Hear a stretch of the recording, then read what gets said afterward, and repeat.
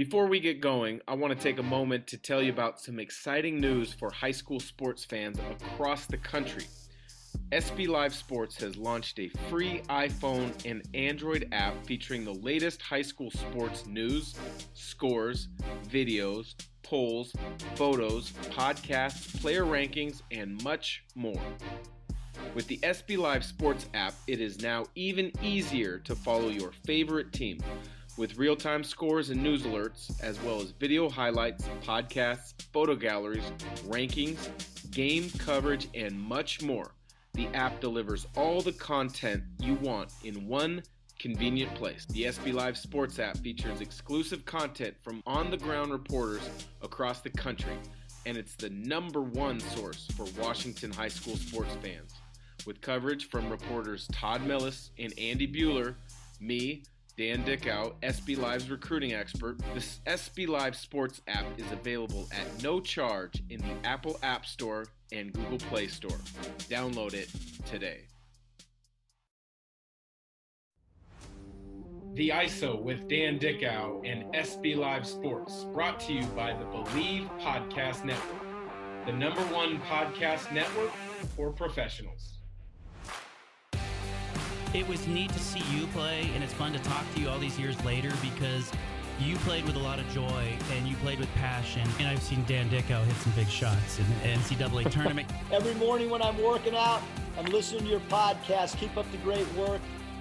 Well, I got to salute you, man. Like, I've been watching you since I was in high school, trying to mimic all your moves. I think there were a lot of kids who looked at Dan Dickow and said, Dan Dickow can play at this level, I can play at this level. Continuing on with our March Madness Rewind series for the ISO with myself, your host Dan Dickow, and SB Live Sports, where we bring conversations that we held in the past back to the forefront during the NCAA tournament with current college coaches, current maybe players, or past legends of the college game. Today's re-release, a special one for me, a college teammate, college roommate, current assistant coach at the University of North Carolina, Greensboro, where the Spartans finished the season at 21-8, were first in the Southern Conference, won the Southern Conference tournament, played some really good basketball down the stretch. They are poised as a 13 seed to take on Florida State on Saturday, March 20th, in the NCAA tournament.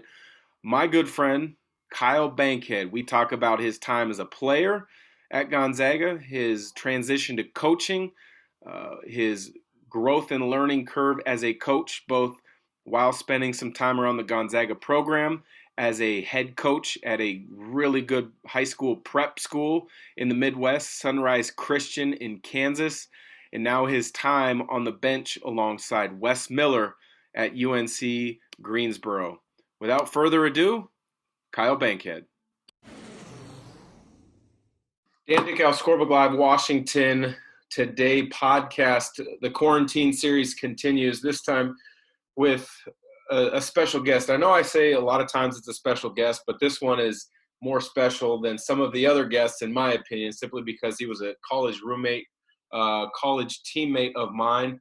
He is a great example for a lot of current high school kids who want to get into coaching down the road, of learning at each step that they're at in their career, of how to get to their long range goal, if that's to be a coach.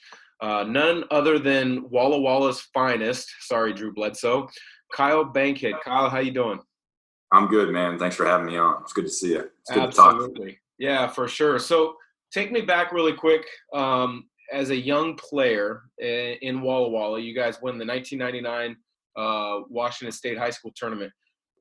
Walla Walla is good basketball, but it's not a basketball hotbed like a Seattle or a Tacoma. What did that mean to you in the high school community to win the state tournament back in '99? Yeah, I think, obviously it was, to this day, people would be surprised, but to this day, it's been the greatest basketball achievement of my life. And for multiple reasons. Obviously, Walla Walla is a small town. It's had good athletes through the years. But it's one of those things where you're not recruiting athletes. There's people not moving to your area that are high-level athletes for whatever reason. So a lot of the talent in Walla Walla comes in waves. So it's you might end up with a good group every 5 years or whatever it might be. But I was really fortunate. We had, I think, 8 or 9 seniors on my state championship team. We had all grown up together through middle school, elementary school. Like we had one kid that was a really key player to that team that moved to Walla Walla. We were very fortunate that John DeWolf was a heck of a player. He moved into the area, but from the standpoint of just being a good group of guys and growing up together and all of us really just caring about winning, it was a great accomplishment for our school, my high school coach, the assistant coaches, all of us to do that, and especially with 9 seniors. To this day, my favorite basketball achievement. And crazy enough, we're all stuck at home right now. I actually threw it in the other day and watched it and texted all my buddies that I played with. So it's good memories, the best memories, and it's, I don't know, it's something good to look back on.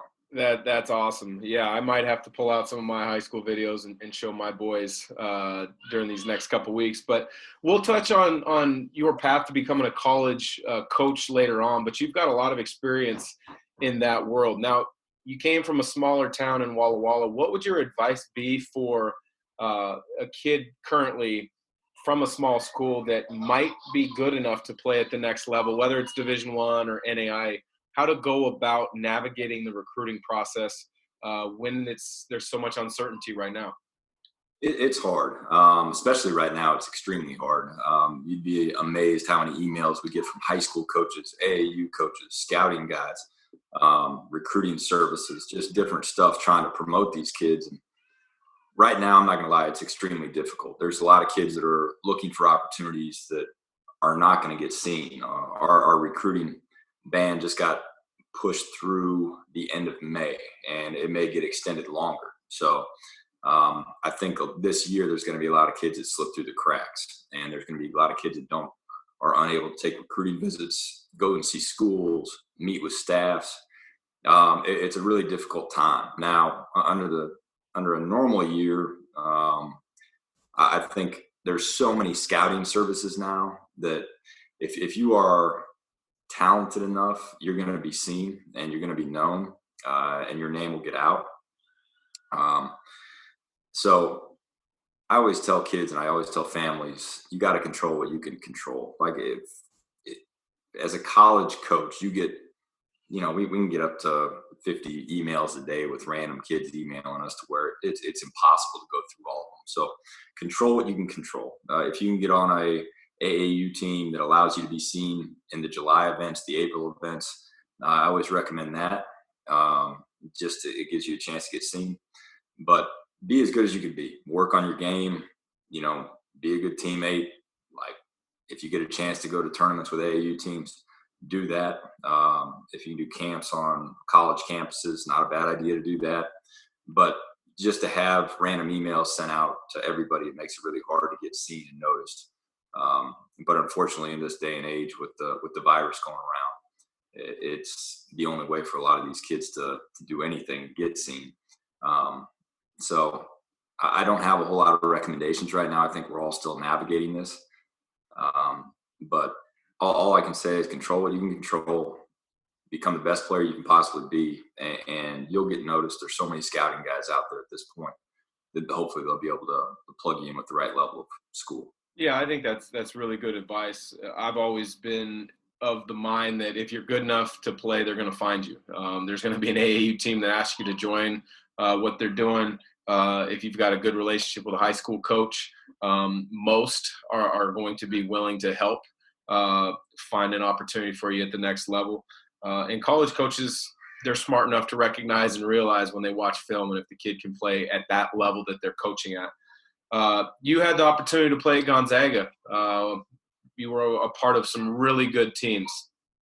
When you got to Gonzaga, did you always have coaching kind of in the back of your mind that that's what you wanted to do, and you kind of went to Gonzaga to have a great playing career and learn whatever you could to set yourself up to coach, or how was your college experience?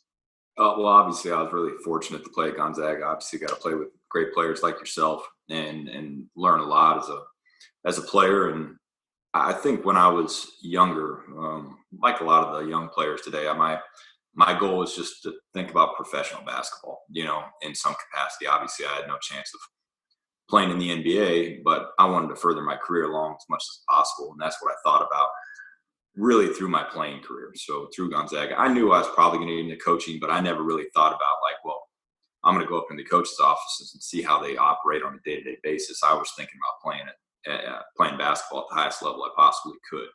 So I really didn't. I knew I wanted to coach, but I wasn't taking the steps as a player to learn how coaches operated at that level. I don't know if that makes sense. Yeah. So probably during those times, I thought to myself that I probably knew everything. To that point, I could probably do what they're doing. Which obviously, now that I've been doing this as long as I have been, I know that was not the case.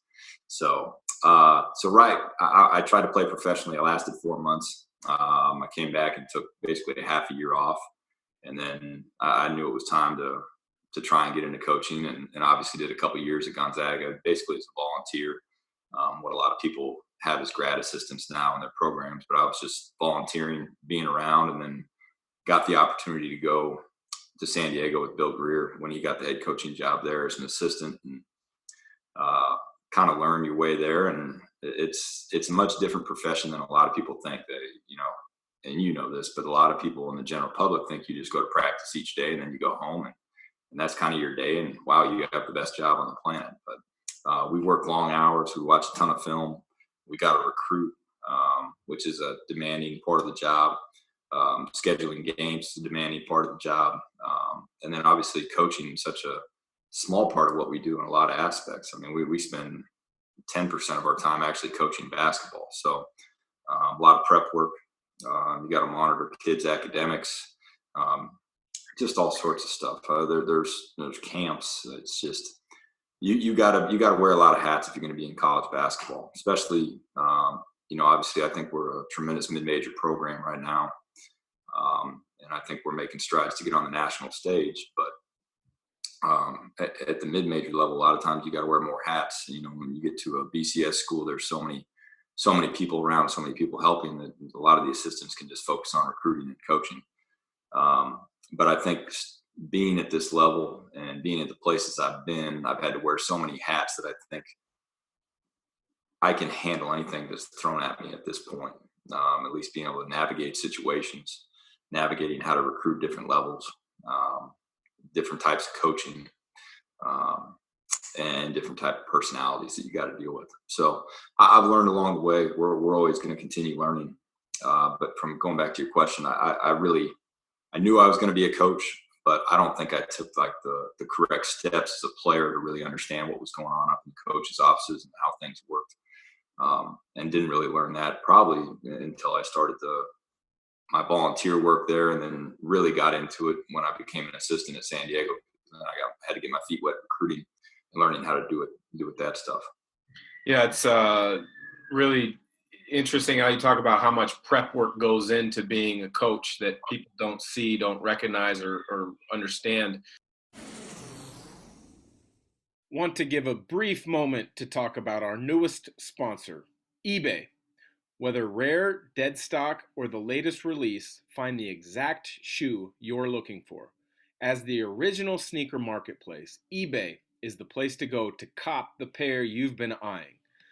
With eBay's authenticity guarantee, your sneakers are meticulously inspected by independent professional authenticators. A team of experienced sneaker authenticators verify the box, logo, stitching, and dozens of other inspection points. Each sneaker also receives an authenticity guarantee tag that includes a digital stamp of authenticity, and it also protects sellers with a verified return process. And for sneaker sellers out there, eBay has eliminated selling fees on sneakers over $100, making it free to sell or flip your collection.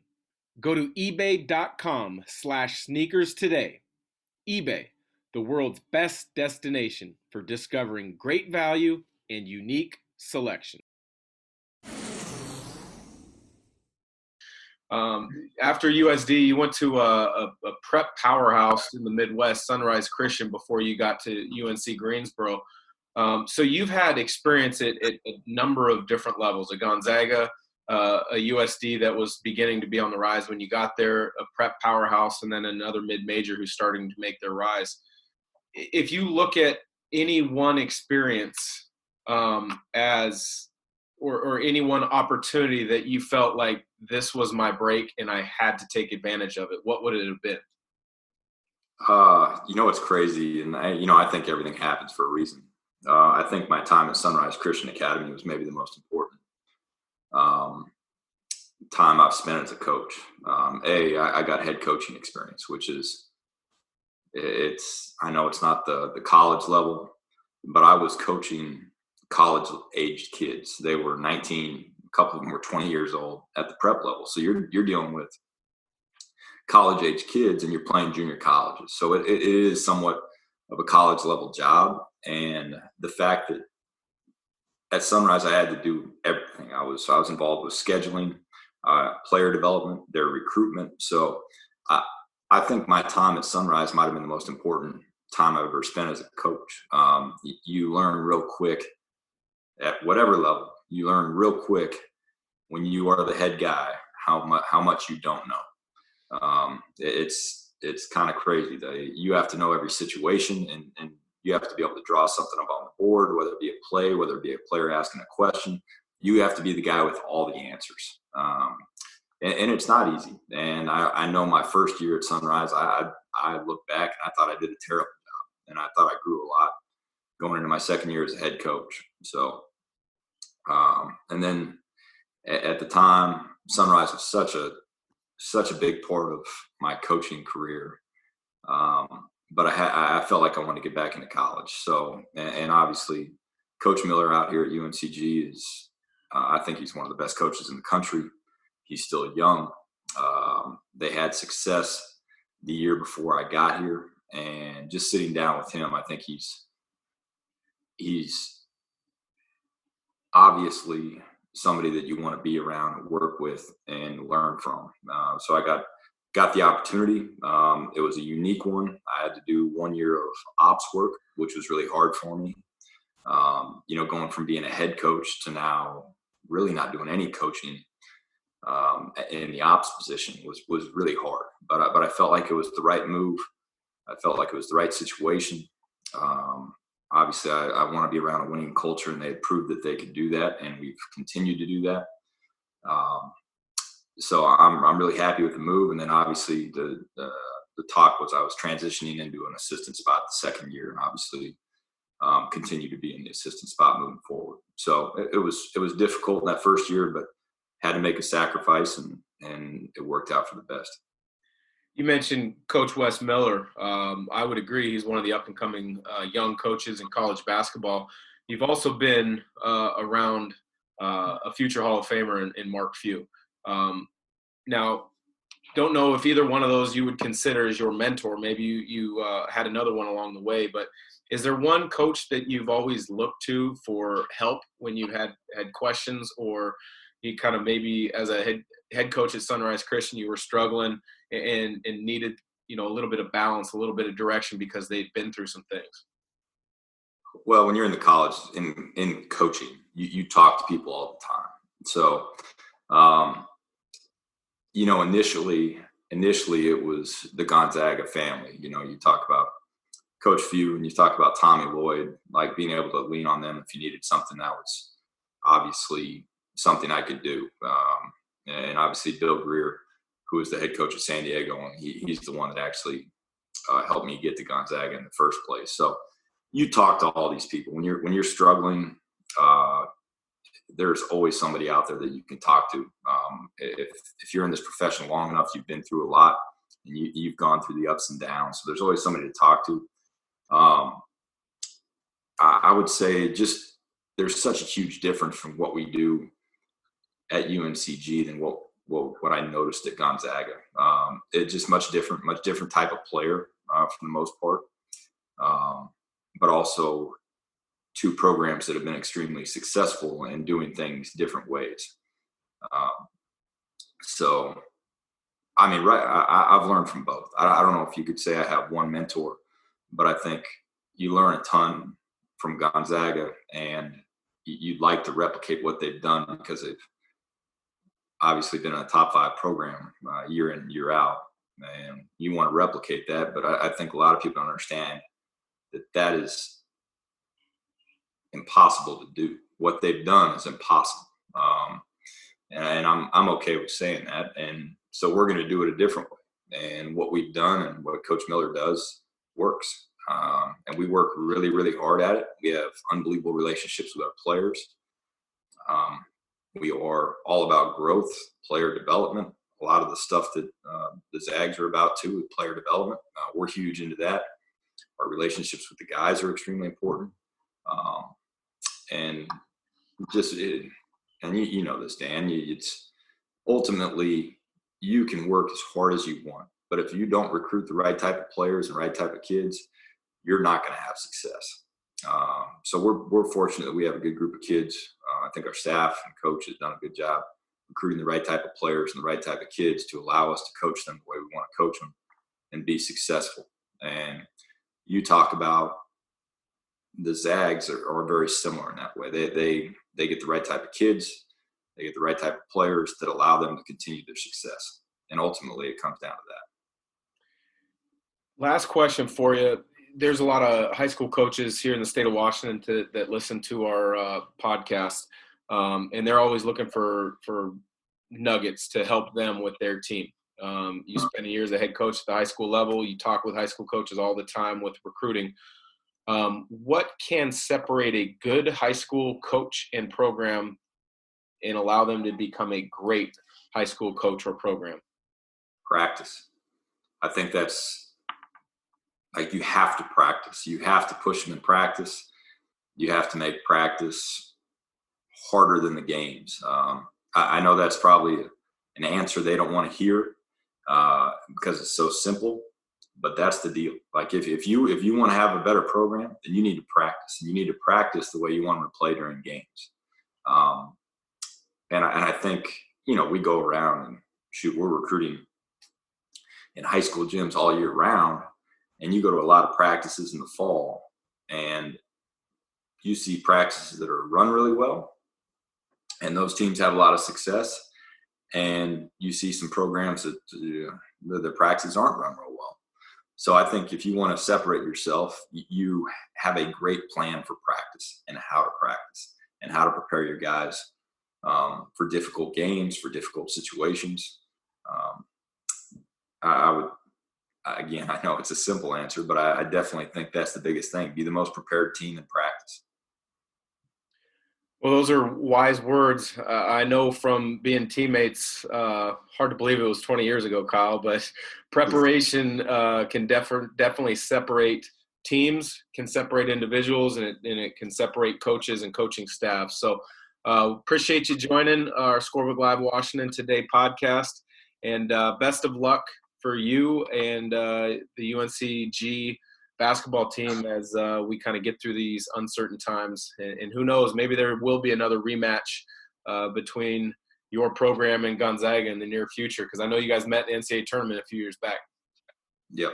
Yeah, a tough one for us, but that's the way it goes. Zags are tough to stop there in the NCAA tournament. So, but awesome. Well, appreciate you joining, Kyle, and stay safe. Yeah, thanks for having me, man. It's great to see you.